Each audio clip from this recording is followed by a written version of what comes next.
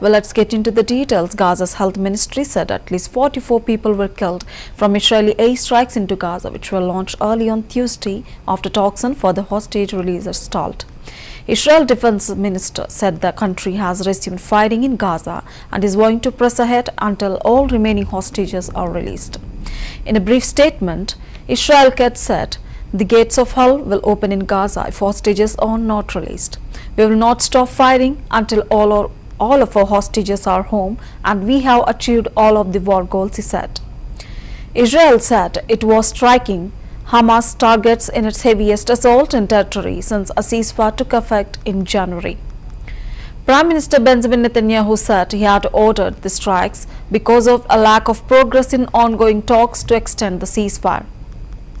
This comes after Hamas repeatedly refused to release all hostages and rejected all offers it received from the US presidential envoy, Steve Witkoff, and from the mediators, Mr. Netanyahu's office said. Tahir Nunu, a Hamas official, criticized the Israeli attacks. The international community faces a moral test. Either it allows the return of the crimes committed by the occupation army, or it enforces a commitment to ending the aggression and war against innocent people in Gaza, he said. In Gaza, explosions could be heard at various locations and ambulances were arriving at Al-Aqsa Hospital in central Gaza. The strikes came 2 months after a ceasefire was reached to pause the war. Over 6 weeks, Hamas released roughly 3 dozen hostages in exchange for nearly 2,000 Palestinian prisoners.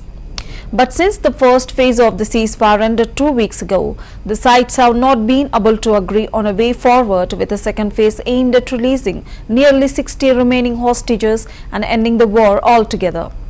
Mr. Netanyahu had repeatedly threatened to resume the war and early this month cut off the entry of all food and aid deliveries into the besieged territory to put pressure on Hamas.